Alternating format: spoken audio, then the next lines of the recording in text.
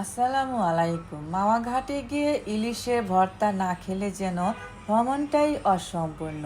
আজ আমি দেখাবো কিভাবে খুব সহজে মাওয়া ঘাটের স্বাদে দারুণ মজার ইলিশের ভর্তা তৈরি করেছি। ভিডিওটি সেই পর্যন্ত দেখুন। এখানে নিয়েছি লবণ আর পরিমাণ মতো হলুদ গুঁড়া আর সামান্য একটু মরিচ গুঁড়া। তো এটা আমি মাখিয়ে নিয়ে তারপরে আমি ইলিশ মাছের লেজটা আমি মাখিয়ে নেব। এই যে আমি একটু বড় সাইজ করে ইলিশের লেজ নিয়েছি, এটা আমি খুব ভালোভাবে মাখিয়ে নিব, তারপর আমি এটাকে তেলে ভাজবো। মা ঘাট ইলিশের লেজ ভর্তা যে খেতে এত মজা, সেটা আজ আপনাদের আমি বাসায় তৈরি করে দেখাবো। তো মাখানো হয়ে গেছে, এটা আমি এখন ভেজে নেব। এখন আমি দিয়ে দেব সরিষার তেল। সরিষার তেলে আমি শুকনো মরিচগুলো ভেজে নিব। ভাজা হয়ে গেছে, আমি এখন এগুলো নামিয়ে নিচ্ছি। এখন আমি তেলে দিয়ে দেব মাছটা, মিডিয়াম আঁচে ভেজে নিব।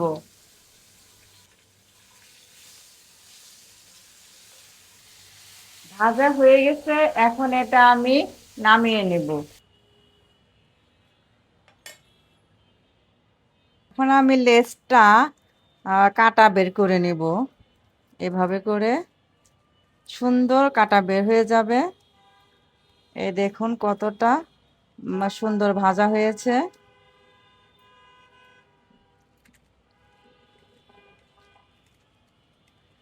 এখন আমি কাটাগুলো বেছে নেব এভাবে এভাবে করে।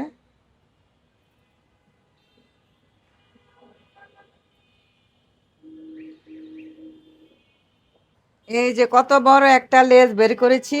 লেজের এই অংশটা কিন্তু খেতে বেশ মজা, মুচমুচে মুচমুচে। কাটা বাছা হয়ে গেছে, এখন আমি ভর্তা বানাবো। আমি এই মরিচগুলো দিয়ে ডলে নেব। এখন এর মধ্যে আমি লবণ দিব। লবণ দিয়ে খুব সুন্দর করে আমি এটা ডলে নেব।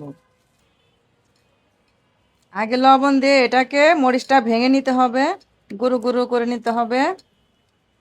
এখন আমি দিব এর মধ্যে পেঁয়াজ কুচি। এই যে পেঁয়াজ কুচি বেশ খানিকটা নিলাম। এখন দিব সরিষার তেল। সরিষার তেল দিয়ে এটা ভালোভাবে মাখিয়ে নিব।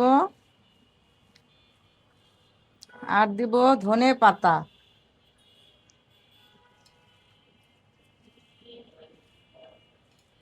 আর এখন দিব এই যে মাছ ভাজার যে তেল ছিল ওখান থেকে কিছুটা দিব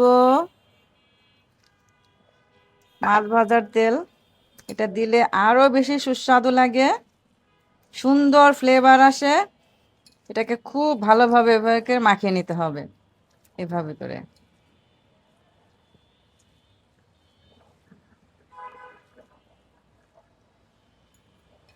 এখন আমি এই মাছগুলি মাখাবো।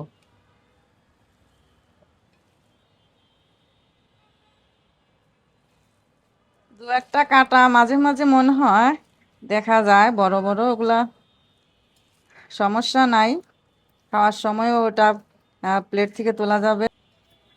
এই দেখুন কতটুক ভর্তা হয়েছে আমার।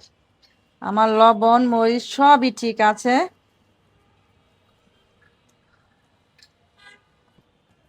এই যে মাওয়া ঘাটের ইলিশ ভর্তা। এখন এই ভর্তাটাই আপনাদের আমি একটু অন্যভাবে করে দেখাচ্ছি। কিছুটা মাছের ভর্তা আমি নিয়ে নিলাম, আর নিয়ে নিচ্ছি এই যে আলু সেদ্ধ করা। এখন এর মধ্যে আমি দিব একটু লবণ। মাছ ভাজার যে তেল ওইটা আমি কিছুটা নিলাম, কিছুটা ধনে পাতা কুচি। এখন আমি সব এই মাছ ভর্তার সঙ্গে খুব ভালোভাবে আমি মিশিয়ে নেব।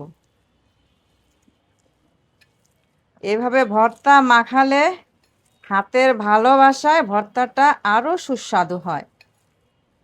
যদি এভাবে এভাবে করে মাখান তাহলে কিন্তু ভর্তার আসল টেস্টটা পাবেন না। একটু এভাবে চেপে চেপে মাখাতে হবে।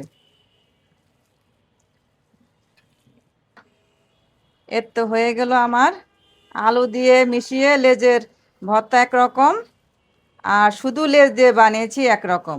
দুটা ভর্তা আমি আপনাদেরকে এই যে বানিয়ে দেখালাম, এভাবে করে আপনারা বানিয়ে খেয়ে দেখবেন, দারুণ মজা লাগে গরম ভাতের সাথে। এভাবে উপর থেকে একটু সরিষার তেল দিলে আরো ভালো লাগবে দেখতে। এই যে আমার মা ঘাটে ইলিশে লেজের ভর্তাটা কিন্তু দারুণ হয়েছে। এই তো আজকের রেসিপিটি যদি আপনাদের ভালো লাগে তাহলে ভিডিওতে একটি লাইক দিয়ে দিন, আর আমার নতুন নতুন রেসিপি পেতে আমার চ্যানেলটি সাবস্ক্রাইব করুন। সবাই ভালো থাকবেন, ধন্যবাদ সবাইকে, আল্লাহ হাফেজ।